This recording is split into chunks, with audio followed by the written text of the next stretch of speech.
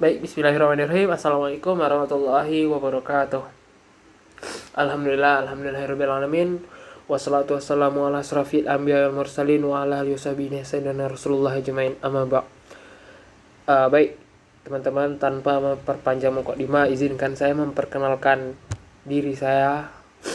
Saya bernama Trihat Ba'alchania dengan NIM 23150500013. Nah, di sini saya akan sedikit menguraikan terkait materi kedua, yaitu terkait konsep pendidikan menurut Quran surah An-Nisa, surat yang keempat dalam Al-Quran, yaitu di ayat 97 sampai dengan ayat 100.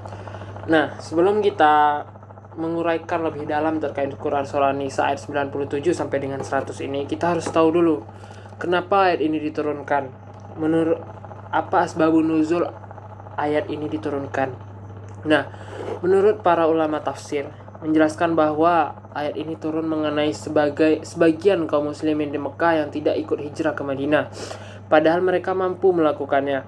Mereka tetap tinggal bersama kaum musyrikin sehingga mengalami tekanan dan tidak dapat menjalankan ajaran agama Islam secara sempurna. Ketika terjadi perang Badar, sebagian dari mereka terbunuh sehingga turunlah ayat ini sebagai teguran atas sikap mereka. Nah, jadi mereka ini udah disuruh untuk berhijrah ke Madinah, melainkan padahal mereka mampu, akan tetapi mereka tidak ikut untuk berhijrah ke Madinah, malah mereka stay at Mekah dengan kaum musyrikin. Nah, ternyata ada konsep dan pendidikan di Quran surah An-Nisa 97 sampai dengan ayat 100 ini.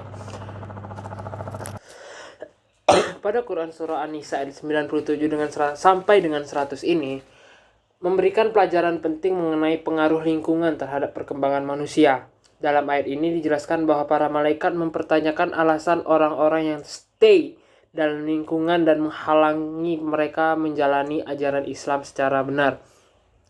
Dari perspektif pendidikan, ayat ini menegaskan bahwa lingkungan merupakan faktor yang sangat menentukan keberhasilan pendidikan.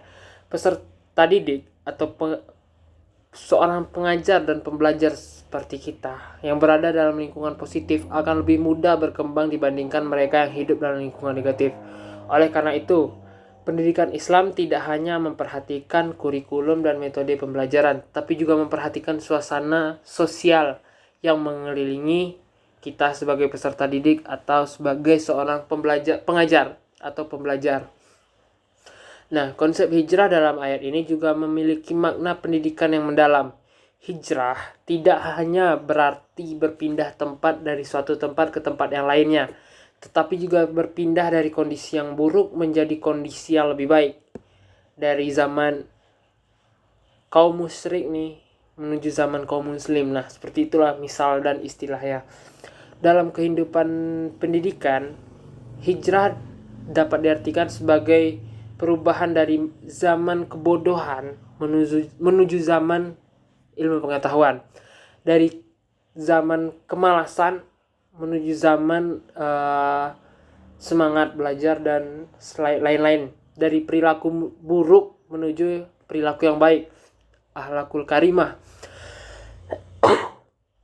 Nah, dalam ayat ini juga mengajarkan pendidikan tanggung jawab. Setiap individu bertanggung jawab atas perkembangan dirinya. Seseorang tidak boleh menjadikan lingkungan sebagai alasan untuk terus berada dalam kesalahan jika ia memiliki kemampuan untuk berubah.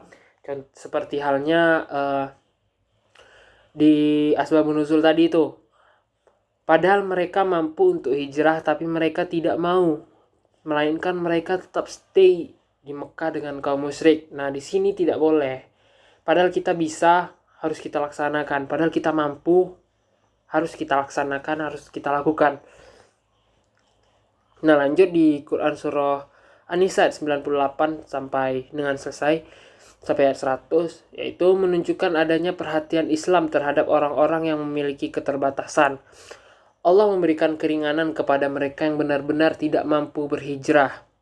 Nah, hal ini mengandung konsep pendidikan inklusif, yaitu pendidikan yang memperhatikan kondisi dan kemampuan setiap individu. Nah, seandainya mereka tidak mampu untuk berhijrah, misalnya mohon maaf kata cacat dan lain-lain, itu diperbolehkan untuk tidak berhijrah. Karena dalam agama Islam pun tidak serta-merta seluruh orang dalam keadaan apapun, dalam kondisi apapun itu untuk berhijrah itu tidak. Melainkan yang mampu, melainkan yang ada kemampuan. Nah, seperti itu. Dengan demikian, konsep pendidikan dalam ayat ini meliputi pendidikan lingkungan, pendidikan perubahan diri, pendidikan tanggung jawab, pendidikan inklusif, dan pendidikan keberanian mengambil keputusan untuk menjadi yang lebih baik. Nah, mungkin mohon maaf atas penyampaian saya yang kurang sempurna. Lebih dan kurangnya saya mohon maaf. Wabillahi taufik wal hidayah. Wassalamualaikum warahmatullahi wabarakatuh.